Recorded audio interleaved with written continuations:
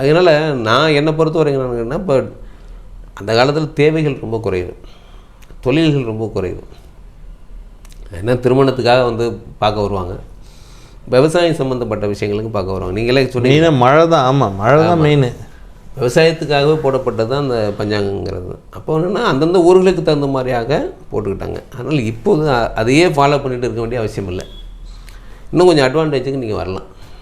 வரல. இப்போ நீங்கள் சொல்கிறீங்களே சார், எபிமெரிசம் ஏதோ சொன்னீங்களே, அதில் கூட துல்லியமாக கணிக்கப்பட்டிருக்கா எல்லாமே? ஆமாம், அதில் வந்து 24 ஹவர்ஸும் கணிக்கலாம்.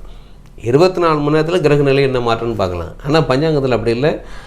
சந்திரனைக்கு அடுத்து பார்த்தீங்கன்னாக்கா 3 நாள் கணக்கு தான் ரொம்ப ரொம்ப குறைந்த கணக்கு. 3 நாளில் சூரியன் வந்து இன்னொரு பாதத்துக்கு மாறும். அது 4ஆம் நாள் வந்து ஒரு பாதத்துலேருந்து இன்னொரு பாதத்துக்கு சூரியன் மாறும். இதுதான் குறைந்த கணக்கு. சுக்கிரன், புதன் இது எல்லாமே இந்த கேட்டகரி தான் வச்சுங்க. அப்போது என்னன்னா